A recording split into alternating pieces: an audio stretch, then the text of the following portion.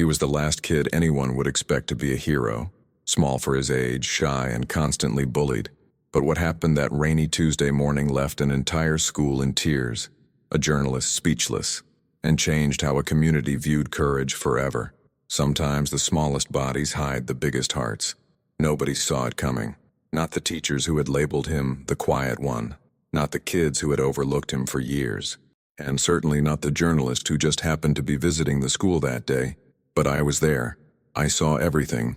And what I witnessed changed my understanding of bravery forever. Tommy Jenkins was 11 years old, barely 4'5", and weighed less than most third graders. His thin, wire-framed glasses were always slightly askew on his freckled face, and he had this habit of looking down when he walked. The perfect target, the invisible kid, the one even teachers sometimes forgot was in class. But beneath that fragile exterior was something nobody had bothered to notice. Until that day. Lincoln Elementary was bustling with its usual morning chaos.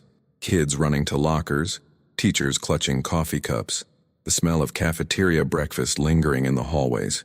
The fluorescent lights buzzed overhead as students shuffled through the crowded corridors. Tommy was doing what he always did, trying to make himself even smaller, pressing against the wall as he inched his way to his locker. While everyone else was laughing and shouting across the hallway, Tommy just wanted to get through another day without being noticed. Each day was a mission. Get to class, stay quiet, avoid Brandon and his friends, go home. Simple survival. His worn backpack hung heavily from one shoulder, containing carefully completed homework that teachers would praise but peers would never know about. The school was particularly crowded that morning. The local newspaper had sent a journalist to cover the school's new STEM program. Camera equipment, extra visitors, and an atmosphere of excitement filled the building. Everyone was putting on their best face. Everyone except Tommy, who just wanted to remain invisible as always. And then he saw him. The new kid, even newer than the journalist and his camera.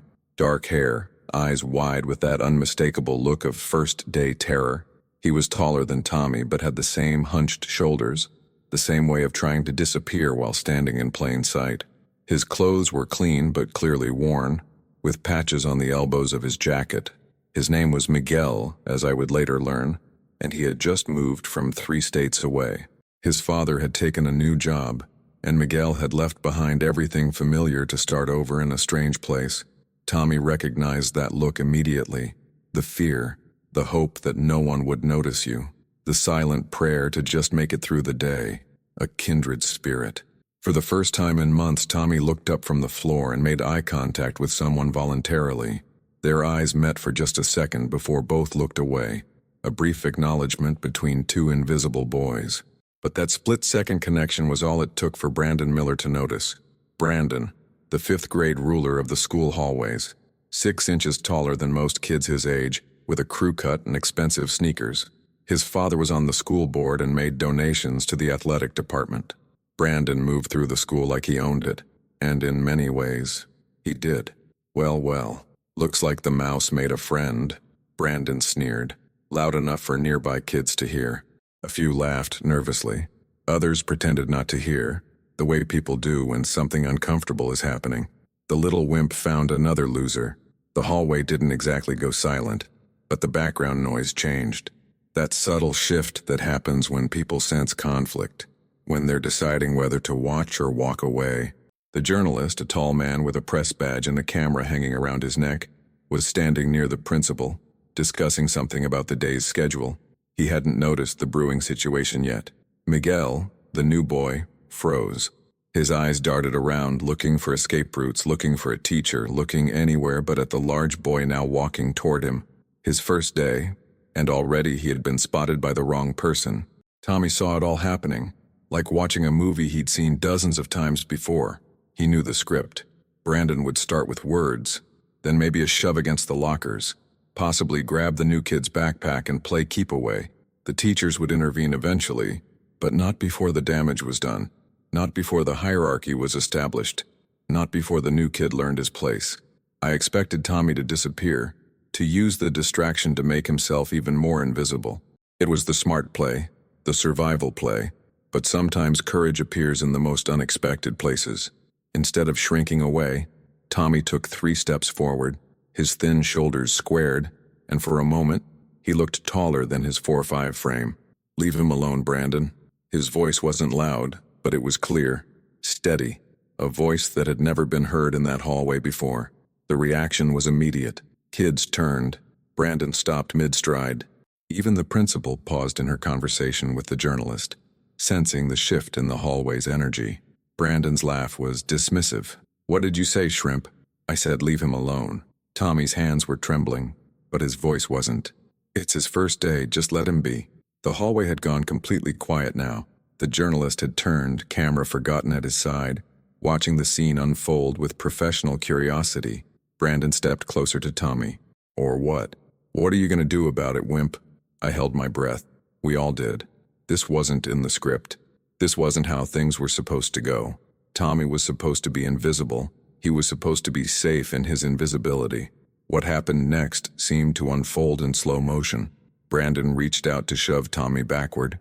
It was a casual move, something he'd done countless times before, a simple reminder of the natural order of things. But instead of stumbling backward, Tommy stood his ground. And when Brandon's hand connected with Tommy's chest, Tommy did something no one expected. He stepped in front of Miguel completely, creating a human barrier between the new kid and the bully. "You'll have to go through me first," Tommy said. His voice cracked slightly, betraying his fear, but he didn't move. "And I'm not moving." Brandon's face flushed red. This wasn't how things were supposed to work. "Get out of my way or I'll make you." "No." A single word. Probably the most powerful word Tommy had ever spoken in his life. Brandon's hand curled into a fist. Teachers were still too far away to intervene in time. Kids were frozen, watching, their expressions a mix of horror and fascination. And then, just as Brandon's arm started to move, the journalist stepped forward. "Excuse me," he said, his deep voice cutting through the tension. "I couldn't help but notice what's happening here. I'm with the Chronicle covering the school today. Mind if I ask your name, young man?" He was looking directly at Tommy. Brandon's arm dropped to his side. The presence of an adult, especially one with a camera and a press badge, changed the calculation. I'm Tommy," came the quiet reply. "Tommy," the journalist repeated, as if testing how the name felt. "I'm Michael Reed from the Chronicle. Would you mind telling me what's going on here?" Tommy glanced at Miguel, then at Brandon, then back to the journalist. "I was just helping the new student find his way around. Right, Miguel?" Miguel, still partly hidden behind Tommy, nodded quickly. "Yes, he was showing me where my locker is." Brandon took a step back, his face a mask of forced calm. "Just welcoming the new kid too," he muttered, before turning and walking away. The immediate threat had passed, but everyone knew this wasn't over. It was just postponed. The principal had made her way over by now. "Is everything all right here?" she asked, looking between the boys and the journalist. "Everything's fine," Michael Reed said, but his eyes were thoughtful, studying Tommy with newfound interest. "I was just meeting some of your students. Very friendly school you have here." As the crowd dispersed and the principal guided Miguel to the office to get his schedule, Michael Reed knelt down to be at eye level with Tommy. "That was quite something," he said quietly. Tommy shrugged, already retreating back into himself. "It wasn't anything. It was everything," Michael replied. "And I'd like to hear more about it if that's okay with you." What Tommy didn't know, what none of us knew then, was that Michael Reed wasn't just covering the school's new STEM program. He was known throughout the state for his human interest stories, for finding moments of extraordinary humanity in ordinary places, and he had just witnessed one such moment in a school hallway. The next few days passed with a strange new tension. Brandon kept his distance, but his glares promised future retribution. Miguel stuck close to Tommy. A silent alliance formed in that hallway moment. And occasionally, Tommy would be called to the principal's office to answer more questions from Mr. Reed, who seemed intensely interested in Tommy's life, his hobbies, his family. Tommy's parents were divorced. His mother worked 2 jobs to keep them afloat. His father had moved to another state 2 years ago and rarely called. Tommy spent most afternoons alone at home, reading books about knights and heroes and people who stood up for what was right. No one had ever asked him about these things before. No one had ever really asked him about anything. The following Sunday, Michael Reed's article appeared in the Chronicle, not buried in the back pages but right on the front of the local section. "The smallest knight, How an Unlikely Hero Changed His School, complete with a photograph of Tommy, looking uncomfortable but somehow taller in the camera's lens. The article detailed what had happened in the hallway, but it went deeper. It talked about courage in unlikely places, about how true strength isn't measured in height or muscle, about how one moment of standing up can change everything. It quoted teachers who described Tommy as quiet but bright. It mentioned his perfect attendance, his thoughtful essays, his habit of helping clean the classroom without being asked. Things no one had seemed to notice before, but which Mr. Reed had uncovered in his interviews. The article ended with these words: "In a world that often measures heroes by their size, their volume, or their visibility, sometimes the greatest acts of courage come from those we've taught ourselves not to see." Tommy Jenkins reminds us to look closer, to see the strength in silence, and to recognize that bravery often comes in the smallest packages. By Monday morning, everything had changed. Tommy walked into school to find students looking at him differently. Some smiled. Others nodded with newfound respect. A few even approached to talk to him directly. The same hallway that had been the site of his lonely existence for years suddenly felt different. Teachers who had barely noticed him before now greeted him by name. "Good morning, Tommy," they said with a new warmth in their voices. Principal Davis even made a special announcement during morning assembly, not mentioning the incident directly but talking about everyday heroes and standing up for others, while her eyes found Tommy in the crowd. Miguel no longer walked with the hunched shoulders of someone expecting a blow. He walked beside Tommy with a grateful confidence, as if proximity to Tommy offered protection better than any shield. And Brandon? Brandon kept his distance. The article hadn't named him, had referred only to another student who had created a threatening situation. But everyone knew, everyone had seen, and the public exposure of his behavior, even anonymously, had stripped away some of his power. Mr. Reed came back to the school a week later for a follow-up story. He found Tommy in the cafeteria, no longer sitting alone but surrounded by Miguel and several other kids who had previously been isolated themselves. A small gathering of the formerly invisible. "You've started something," Mr. Reed told him. "Something important." Tommy shrugged, still uncomfortable with attention. "I just did what anyone would do." "But that's just it," Mr. Reed replied. "Not anyone would do it. That's what makes it special." The follow-up article was titled, "The Ripple Effect: How One Brave Act Transforms a School." It detailed the changes that had occurred since the original story, how reports of bullying had decreased, how teachers had implemented new programs to recognize quiet achievements, how parents had contacted the school to express gratitude for bringing attention to the invisible dynamics of school hallways. The story spread beyond our town. Regional papers picked it up. A national education blog featured it. A children's book author reached out to Tommy's mother about possibly basing a character on her son. Through it all, Tommy remained largely the same. Quiet, thoughtful, a little uncomfortable with attention. But something had shifted inside him. He stood straighter.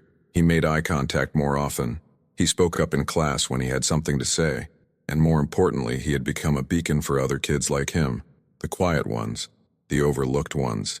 They gravitated toward him, not because he was now semi-famous, but because he had shown them something vital, that they mattered, that they could be seen, that they could make a difference just by being exactly who they were. 3 months after the incident, the school district invited Tommy to speak at an assembly about bullying prevention. It was being held in the gymnasium of the middle school he would attend the following year. His mother sat in the front row, her eyes shining with pride. Mr. Reed was there too, notebook in hand, documenting this next chapter. Tommy stood at the podium, his head barely visible above it. The microphone had to be lowered significantly. He looked out at the sea of faces, hundreds of students, teachers, parents, and community members, all waiting to hear from the boy who had been deemed too small, too weak, too insignificant to matter. He unfolded a piece of paper, hands trembling slightly. Then he set it aside. He didn't need notes for what he wanted to say. "I'm not special," he began, his voice soft but clear in the microphone. "I'm just a kid who got tired of being afraid. I got tired of watching other people be afraid too." The gymnasium was completely silent. People think bravery means not feeling scared, but that's not true. Bravery means feeling scared and doing the right thing anyway. It means standing up even when your knees are shaking. It means using your voice even when it cracks. In the audience, I could see Miguel nodding, his eyes never leaving Tommy. We all have days when we feel small, Tommy continued. Days when we think we don't matter, but we do matter. Every single one of us. And sometimes, the people who seem the smallest are carrying the biggest courage inside them. They're just waiting for a reason to show it. By the end of his speech, there wasn't a dry eye in the gymnasium. People who had never noticed Tommy Jenkins before were now giving him a standing ovation. The superintendent announced a new district-wide initiative focused on empowering quiet leadership and recognizing different forms of courage. It would be named after Tommy. As the applause washed over him, Tommy's eyes found Mr. Reed in the audience. The journalist was standing, clapping with everyone else, but there was something different in his expression. A recognition, a connection. Later, as the crowd dispersed, Tommy made his way to Mr. Reed. "Thank you," Tommy said simply. Mr. Reed shook his head. "I didn't do anything. I just told your story. You're the one who lived it. But no one would have known without you," Tommy insisted. "No one would have seen." Mr. Reed knelt down again, meeting Tommy at eye level the way he had that first day in the hallway. "Tommy, do you know why I became a journalist?" Tommy shook his head. "Because I believe that stories matter. That people matter. That sometimes the most important stories are the ones happening right in front of us if we just take the time to look." He placed a hand on Tommy's shoulder. "I was a lot like you when I was your age. Small, quiet, invisible, but someone saw me too. A teacher who noticed that I liked to write stories. She helped me find my voice, and now I get to help others find theirs." It was a circle, I realized then, a continuum of seeing and being seen, of finding courage and passing it on. The effects of that one moment in the hallway continued to ripple outward. Brandon, surprisingly, was one of them. After weeks of keeping his distance, he approached Tommy one afternoon as school was letting out. "Can I talk to you?" Brandon asked, his usual confidence nowhere to be found. Tommy nodded, cautious, but not afraid. "I read the articles about you," Brandon said, looking at the ground rather than at Tommy. "And, I wanted to say I'm sorry. For everything. Not just that day, but all the days before." Tommy studied him for a long moment. "Why did you do it? All that stuff to me and the other kids." Brandon shrugged, uncomfortable with the question. "I don't know. Because I could, I guess. Because no one stopped me. That's not a reason," Tommy said with a quiet firmness that would have been unimaginable months ago. "I know," Brandon admitted. "My dad, he says I need to be tough, that I need to make sure people respect me. That's what he does at his company." He kicked at a pebble on the sidewalk. "But when I read about how everybody thinks you're brave now, I realized nobody thinks that about me. They're just scared of me. And that's not the same thing." Tommy nodded. "No, it's not." "So how do I fix it?" Brandon asked, finally looking up. It was a genuine question from someone who had never had to ask for help before. Tommy could have walked away, could have said it wasn't his problem. After years of torment, no one would have blamed him. Instead, he said, "You can start by helping us with the buddy program we're setting up for new kids, so nobody has to feel alone on their first day." It wasn't immediate forgiveness. It wasn't an instant friendship, but it was an opening, a possibility, a chance for someone else to change their story. Mr. Reed wrote about that too, in his third article about Lincoln Elementary, about redemption and second chances and the courage it takes to admit when you've been wrong. The headline read, "Full Circle, Former Bully Joins Anti-Bullying Initiative." The buddy program was Tommy's idea, developed with help from Miguel and several teachers. New students would be paired with a welcome buddy on their first day, someone to show them around, introduce them, help them find their place. Tommy and Miguel were the first buddy team, but soon there were dozens of volunteers.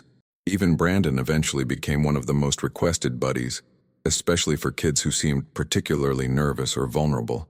By the end of the school year, Lincoln Elementary had been featured in educational journals and had received inquiries from schools across the country wanting to implement similar programs. Principal Davis was invited to speak at a national conference about creating inclusive school environments. And Tommy, the boy no one had noticed, had a whole wall in his bedroom covered with letters from kids around the country who had been inspired by his story. One letter in particular stood out. It came from a small town 2,000 miles away, from a girl named Sarah who wrote, "Dear Tommy, I'm small too. People call me names.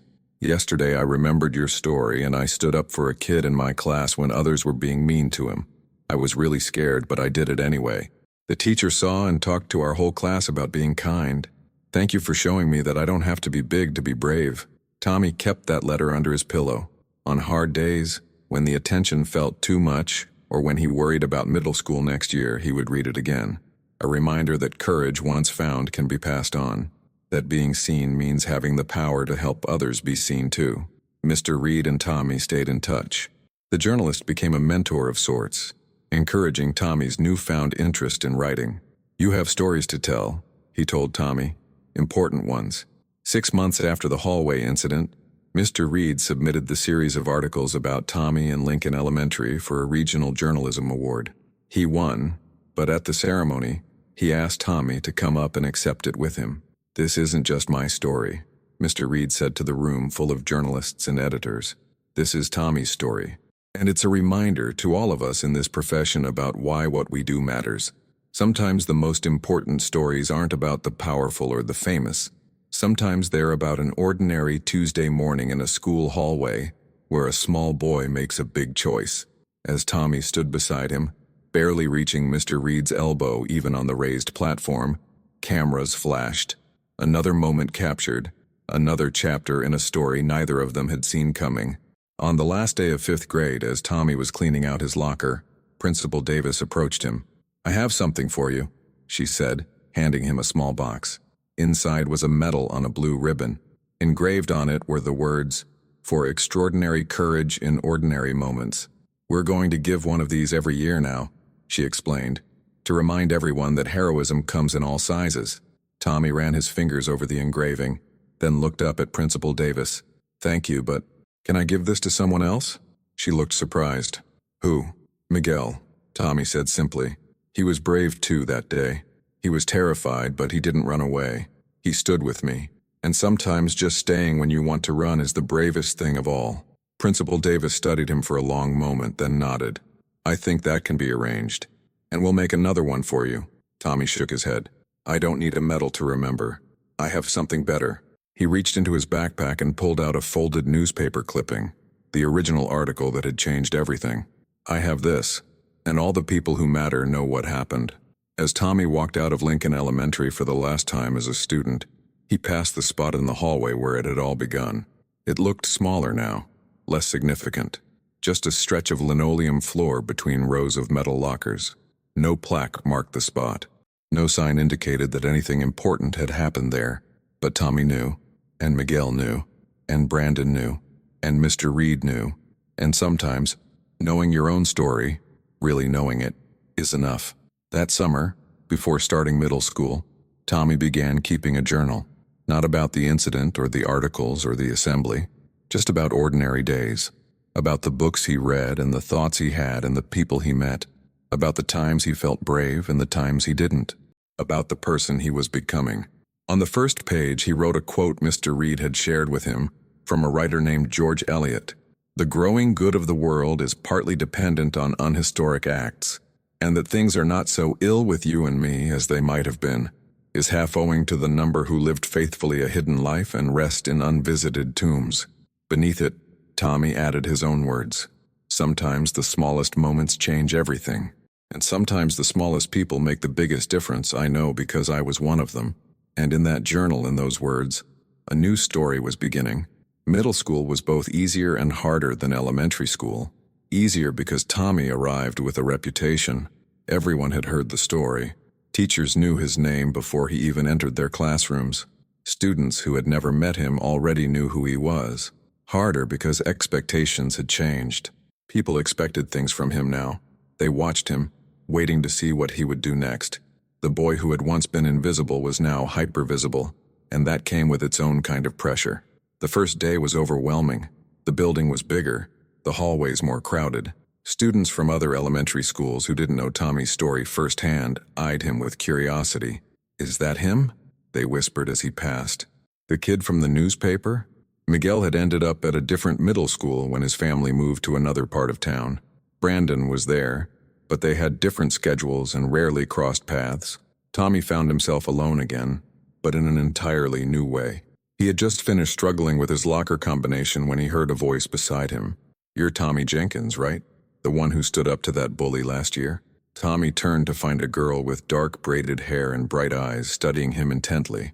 She was tall and confident looking, not the type of person who would typically talk to him. "Yeah, that's me," he admitted, waiting for whatever came next. Skepticism, maybe.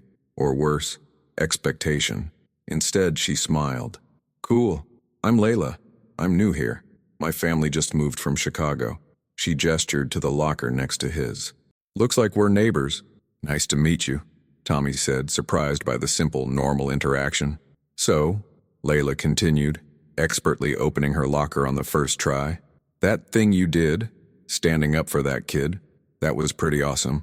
Tommy shrugged, uncomfortable as always with direct praise. "It wasn't that big a deal. My little brother gets bullied sometimes," she said, her voice growing serious. "Because he has a stutter. I always stand up for him, but it's different when you're his big sister, you know? That's expected. What you did wasn't expected. That's what makes it cool." Before Tommy could respond, the bell rang. Layla slammed her locker shut. "See you around, Tommy Jenkins," she called over her shoulder as she headed to class. It was a brief exchange, but it stayed with Tommy throughout the day. The way she had spoken to him, not with awe or skepticism, but with a kind of straightforward appreciation. Like what he had done was remarkable but not unbelievable. Like courage was something available to anyone who chose it. In his English class that afternoon, the teacher, Ms. Patel, announced a year-long project. "Each of you will keep a journal," she explained. "Once a week you'll write about moments that matter to you, big or small. At the end of the year you'll choose one entry to develop into a personal essay." Tommy's hand shot up before he could stop himself. "Yes, Tommy?" Ms. Patel said, smiling encouragingly. "Does it have to be about something that happened this year? Or can it be about something that happened before?" "Either is fine," she assured him. "The important thing is that it matters to you." That night, Tommy started a new journal. Not the private one he had been keeping all summer, but one specifically for Ms. Patel's class. On the first page he wrote, "The day that changed everything wasn't supposed to be special. It was just a Tuesday in October. Rainy. Ordinary. I was trying to be invisible like always. And then I saw someone who needed help." Week after week, Tommy worked on his journal.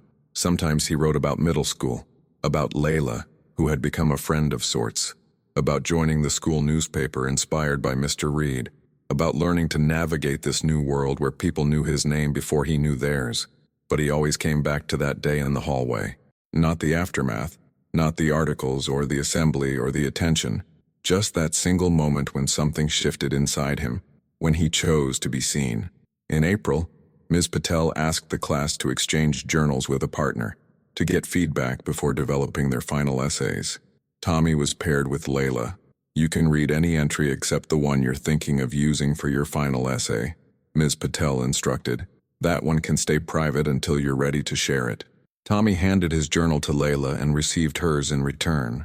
As he read her entries about moving to a new town, about her brother, about missing Chicago but finding things to love here too, he could feel her reading his words, could sense her reaction.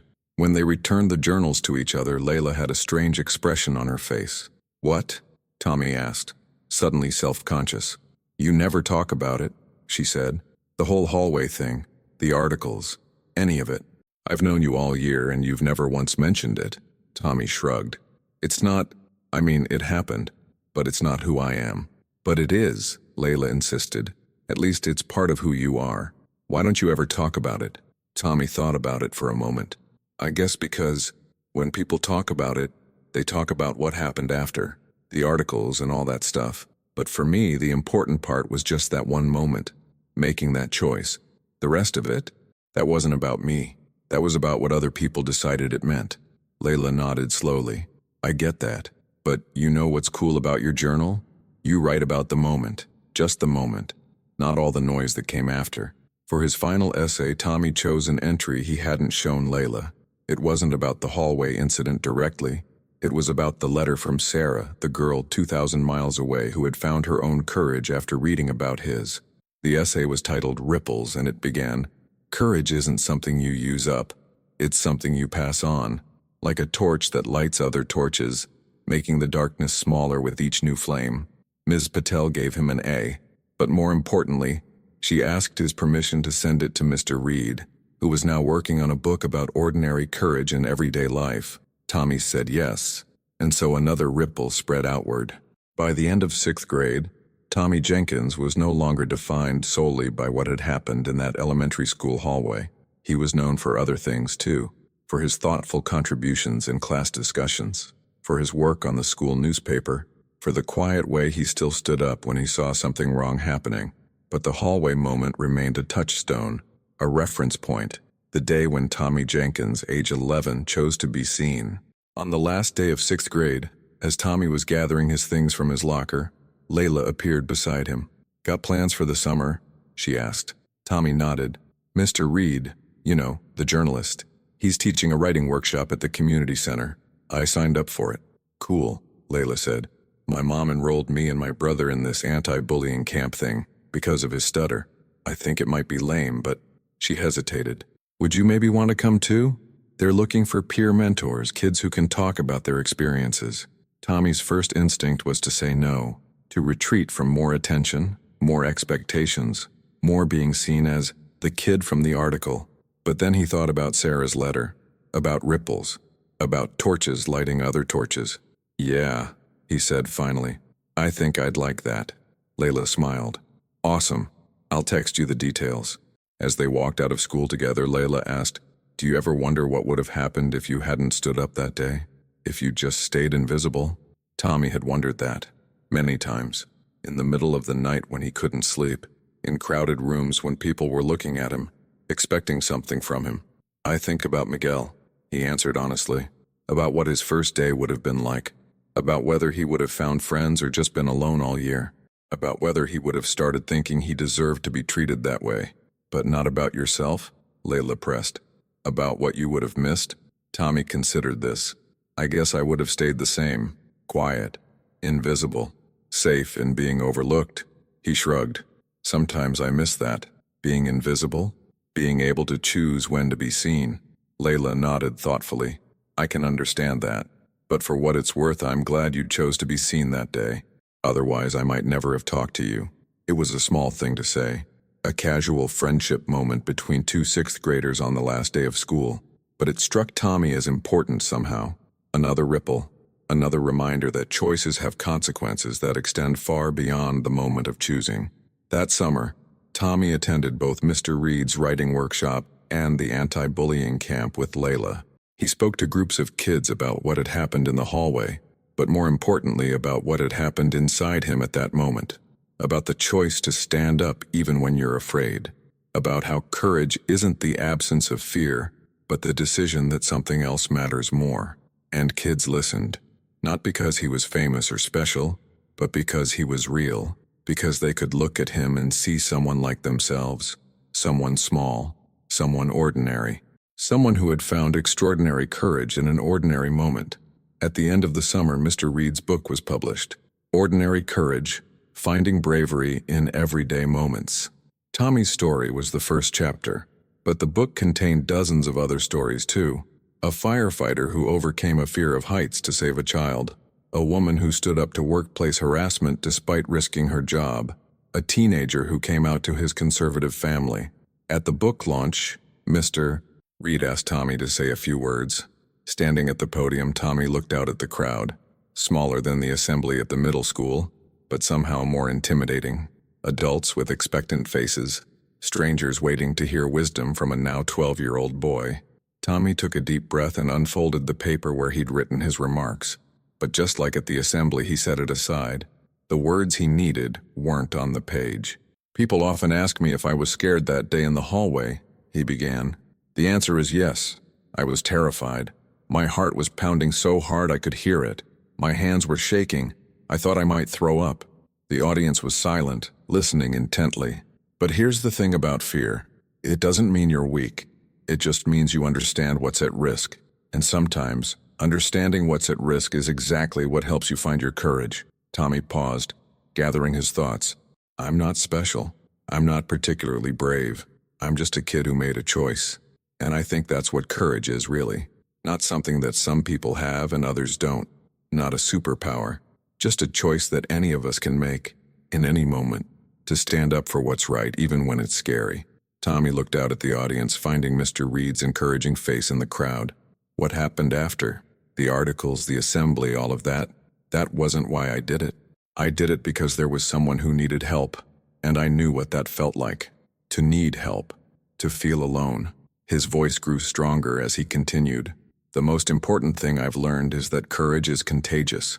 When one person stands up, it makes it easier for the next person, and the next, until standing up becomes the normal thing, not the exception. As Tommy finished his brief remarks, the applause was warm and genuine, not because he had said anything particularly profound, but because there was an authenticity to his words that resonated. He wasn't trying to be inspirational, he was just being honest. Afterwards, as people mingled and Mr. Reed signed books, a woman approached Tommy. She was tall and professional looking, with a lanyard that identified her as being from the state's Department of Education.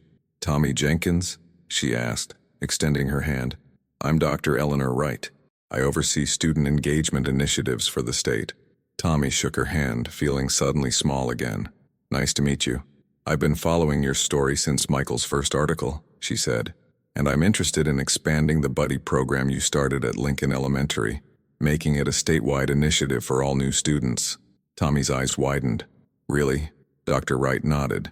"We're putting together a student advisory board to help develop the program. Students from across the state who have shown leadership in creating positive school environments. I'd like you to be part of it." It was another unexpected turn, another ripple, but this time, Tommy didn't hesitate. "I'd like that," he said simply. "When do we start?" By 7th grade, Tommy's life had expanded in ways he never could have imagined. Once a month, he attended meetings of the Student Advisory Board in the state capitol. He helped develop training materials for the statewide buddy program, drawing on his experience at Lincoln Elementary. He even gave a presentation to the State Board of Education, standing on a step stool to reach the microphone. But day to day, he was still just Tommy. He still had math homework and chore responsibilities and arguments with his mother about bedtime. He still had moments of insecurity and self-doubt. He was still growing, still figuring out who he was beyond that one moment in the hallway. Layla remained a steadfast friend, unimpressed by the attention Tommy sometimes received, but proud of him nonetheless. "You're getting pretty good at this public speaking thing," she told him after watching a video of his state board presentation. "But don't forget, I knew you when you could barely get through a book report without turning red." Tommy appreciated her for that, for seeing him as a whole person, not just a symbol or a story, for remembering that courage isn't about never being afraid, but about moving forward anyway. One day in early spring, Mr. Reed called with surprising news. "The National Education Association is giving you their Student Impact Award," he told Tommy, "for your work with the Buddy program and the advisory board. The ceremony is in Washington, D.C. next month." Tommy sat on the edge of his bed, phone pressed to his ear, trying to process this. "Washington? Like the White House, Washington?" Mr. Reed laughed. "The very same. They'll fly you and your mom out.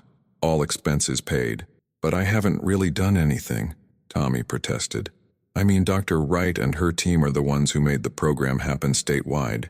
"You started it," Mr. Reed reminded him. "And more importantly, you've been the face of it. You've shown other kids what's possible." After hanging up, Tommy lay back on his bed, staring at the ceiling. Washington, D.C. An award, more attention, more expectations. Part of him wished he could go back to being invisible. It had been simpler, safer, but he thought of the Buddy program, now helping thousands of new students across the state feel welcome on their first day. He thought of the letters he still received from kids who had read Mr. Reed's book or seen Tommy speak. He thought of Miguel, who had moved again but still texted Tommy occasionally to check in. The scared part of him wished he could retreat, but the brave part, the part that had stood up that day in the hallway, knew that wasn't an option anymore. Not because other people expected things from him, but because he expected more from himself now. The trip to Washington was a whirlwind. Tommy and his mother stayed in a hotel fancier than anywhere they'd ever been. They toured the monuments and museums, Tommy snapping photos to show Layla when he got back. His mother kept looking at him with a mixture of pride and bewilderment, as if she couldn't quite believe that her quiet son had somehow ended up here. The award ceremony itself was held in a grand ballroom filled with educators, administrators, and policymakers from across the country. Tommy, wearing a borrowed suit that was slightly too big for him, sat at a table near the front, trying not to fidget as speaker after speaker took the stage. When it was his turn, Tommy approached the podium with the same straightforward determination he had shown that day in the hallway. The award, a heavy glass sculpture, was presented by the Secretary of Education herself, a woman whose name Tommy recognized from the news. "Thank you," he said simply when handed the microphone. "This award really belongs to everyone who has helped make the Buddy program work. The administrators who supported it, the teachers who implement it, and especially the students who volunteer to be buddies." He looked out at the sea of adult faces, feeling a responsibility to speak for all the kids who weren't in this room. "What happened that day in the hallway wasn't really about me being brave," he continued. "It was about recognizing that every one of us deserves to be seen, to be valued, to be welcomed, and sometimes it takes a kid to remind adults of that." He paused, then added, "The Buddy program works because it's simple. It's just about making sure no one feels alone. That shouldn't be revolutionary. It should be normal." The applause was thunderous. Afterwards, Tommy was approached by educators from other states, all interested in implementing similar programs in their districts. Business cards were pressed into his hand. Invitations were extended for speaking engagements. His mother collected them all in her purse, looking overwhelmed but determined to help Tommy navigate this unexpected path. On the plane ride home, as his mother dozed in the seat beside him, Tommy stared out the window at the patchwork of land below. From this height, cities looked tiny. Highways were thin threads connecting them. People weren't visible at all. It struck him as a metaphor for something important. How distance changes perspective. How easy it is to overlook the small when you're focused on the big. How systems, schools, governments, organizations, sometimes forget about the individual experiences that make them up. He thought about the Buddy program, about how something as simple as one person welcoming another could change everything, about how the most important moments often happen in the spaces too small to see from a distance. When they landed, his mother still clutching the award in its velvet box, Tommy had a renewed sense of purpose, not grand or lofty, just clear. He wanted to keep creating spaces where people could be seen, where the small could matter, where ordinary courage could flourish. 8th grade brought new challenges. The novelty of Tommy's story had worn off somewhat. He was now known for other things too: his work on the school newspaper, his position on the student council, his involvement with the state advisory board. The hallway incident was becoming a chapter in his life rather than the whole story. But just when Tommy thought things were settling into a new normal, an unexpected reminder arrived. A documentary filmmaker contacted Mr. Reed, interested in featuring Tommy's story in a film about everyday heroism. Mr. Reed, ever protective, ran the idea by Tommy first. "You can say no," he assured Tommy during their monthly mentorship lunch. "You've done more than enough already. No one would blame you for wanting to move on." Tommy considered it carefully. The thought of cameras following him, of having to relive that day yet again, was exhausting. But then he thought about the letters he still received, the kids who still found courage in his story. "I'll do it," he decided. "But only if they include other stories too, not just mine." The filmmaker agreed. For 2 months that spring, a small camera crew became part of Tommy's life. They filmed him at school, at advisory board meetings, at home. They interviewed Layla and his mother, and Mr. Reed. They even tracked down Miguel, now living 3 states away, and Brandon, who had transferred to a private school the year before. The most difficult interview was with Brandon. Tommy hadn't seen him since 7th grade began. They'd left things on civil terms, but certainly not as friends. Now, facing each other in the neutral setting of the community center, there was an awkward tension between them. "I've changed," Brandon said stiffly once the cameras were rolling. "That kid in the hallway, that's not who I am anymore." Tommy nodded. "I believe you. After everything that happened, after the articles and all that, I had to really think about why I acted the way I did." Brandon looked uncomfortable but determined. "My dad always taught me that being strong meant making sure everyone knew you were in charge. But that's not strength. That's just fear, I guess. Fear of not being respected." It was perhaps the most honest thing Tommy had ever heard Brandon say, and in that moment he realized something important. Brandon had found his own kind of courage too. The courage to change, to admit being wrong, to grow beyond the person he had been. That takes guts, Tommy acknowledged.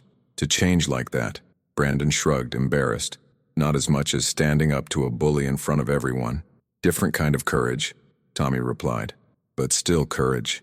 When the documentary was completed months later, it was called The Courage of Ordinary Days. Tommy's story was featured prominently, but it was interwoven with other stories too. A girl who had started a food pantry in her school. An elderly man who had saved his neighborhood during a flood.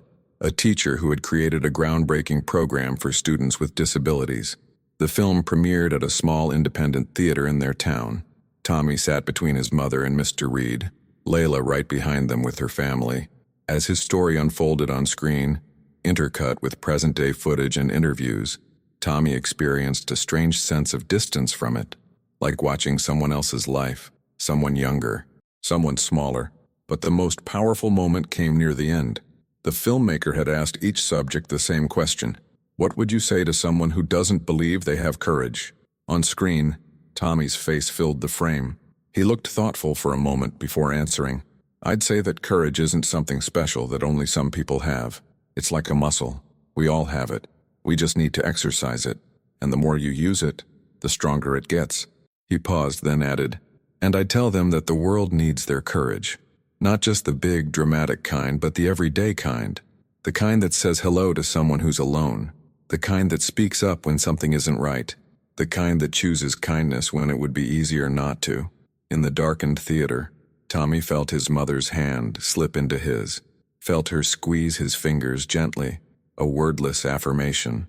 A recognition of the person he was becoming. The documentary won several awards at regional film festivals and was eventually picked up by an educational streaming service. More letters arrived. More invitations to speak. More evidence that the ripples continued to spread outward. As 8th grade drew to a close with high school looming on the horizon, Tommy found himself reflecting on the journey of the past 3 years. From invisible to hypervisible. From voiceless to having a platform. From solitary to connected. He was still small for his age, still wore glasses, still preferred books to parties. But he moved through the world differently now. Head up, eyes forward, voice ready.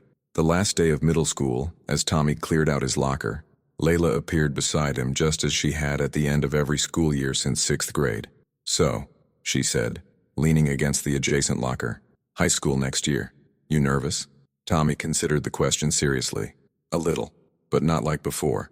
Before the hallway, he clarified. When I was afraid all the time. Layla nodded, understanding. You're not afraid anymore? No, I still get scared, Tommy admitted. But now I know that's not the end of the story. Being scared is just the beginning.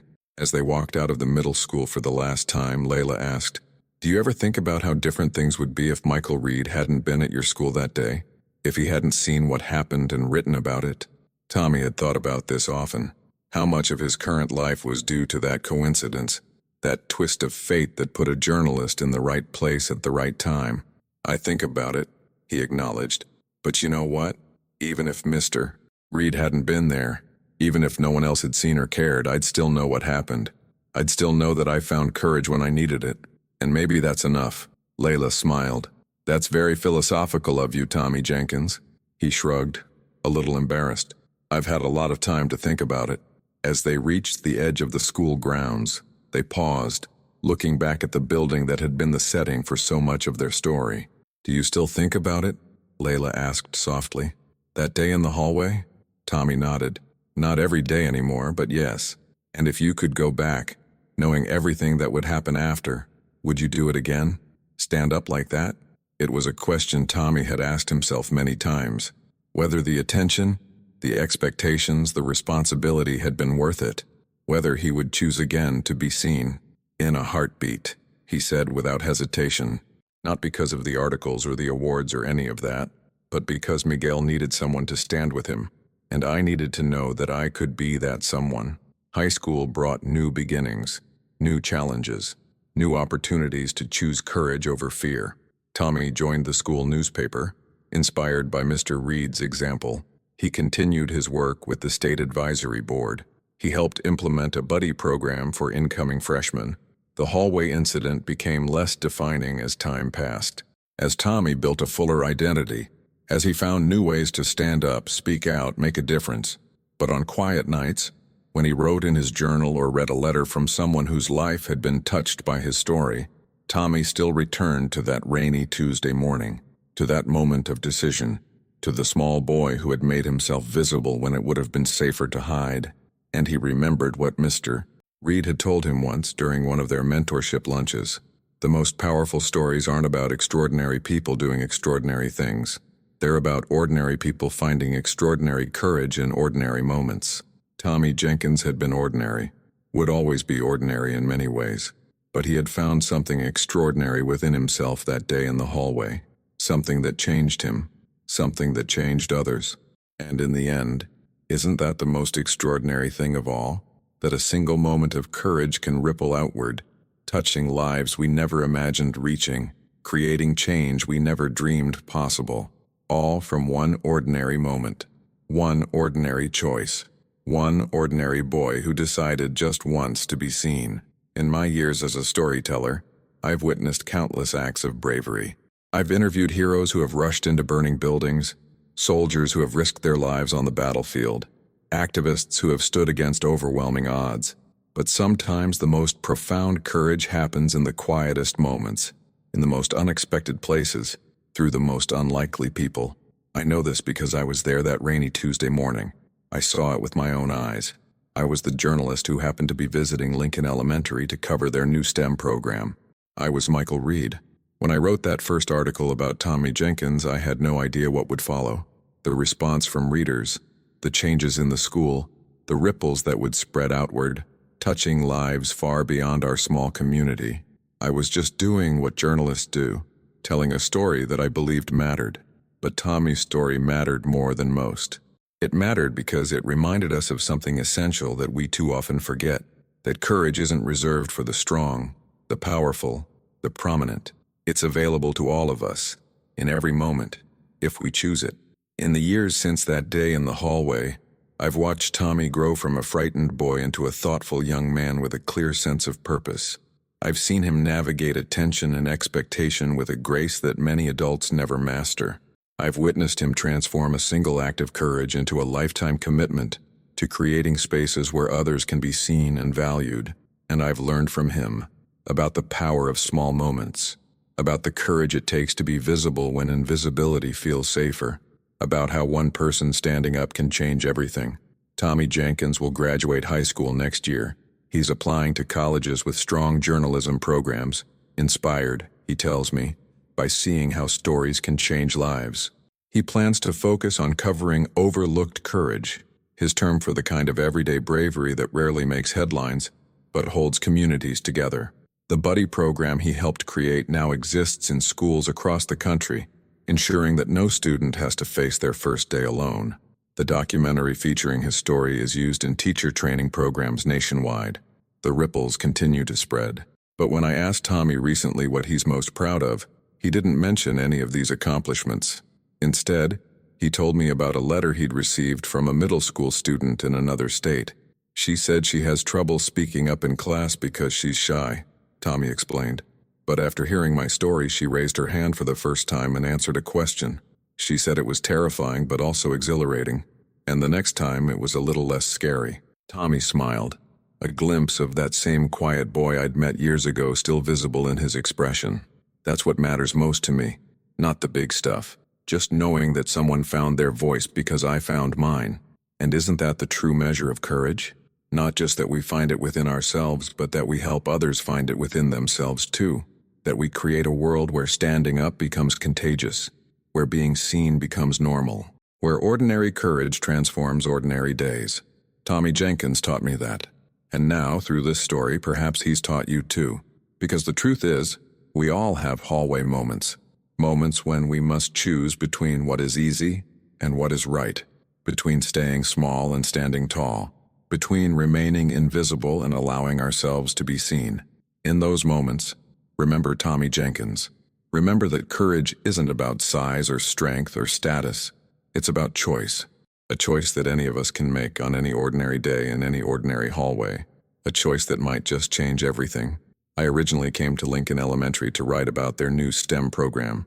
Instead, I found a story about the extraordinary power of ordinary courage, a story that changed my career, a story that in many ways changed my life. And it all began because one small boy decided to stand up. Sometimes the stories that matter most find us when we're looking for something else entirely. As journalists, we're taught to follow the facts, to report objectively, to maintain professional distance. But Tommy's story got under my skin from the very beginning. It reminded me why I became a journalist in the first place, because I believe that stories have the power to change hearts, minds, and sometimes even the world. In my office, I keep a framed copy of that first article about Tommy, not because it won awards or advanced my career, though it did both, but because it reminds me to look closer, to see beyond the obvious, to recognize the profound courage that often exists in the quietest corners of ordinary days. Tommy Jenkins reminds us all, that heroes don't always wear capes or medals. Sometimes they wear wire-framed glasses and second-hand clothes. Sometimes they're small and scared and shaking. Sometimes they're standing right beside us in an ordinary school hallway on an ordinary Tuesday morning, making an extraordinary choice. And in that choice, that single pivotal moment of deciding to be seen rather than staying safe, they show us who we all have the potential to be. The next time you're faced with your own hallway moment, and you will be, we all are, remember Tommy Jenkins. Remember that courage is a choice available to all of us. Remember that one ordinary person making one brave decision can create ripples that touch countless lives. Remember that sometimes the smallest people make the biggest difference.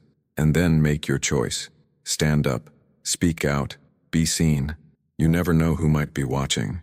You never know whose life might change because of your courage. You never know what ripples might spread outward from that single, ordinary, extraordinary moment. Just like they did from a rainy Tuesday morning in an elementary school hallway, when a small boy named Tommy Jenkins decided to be visible, and in doing so, helped us all see a little more clearly what courage really means.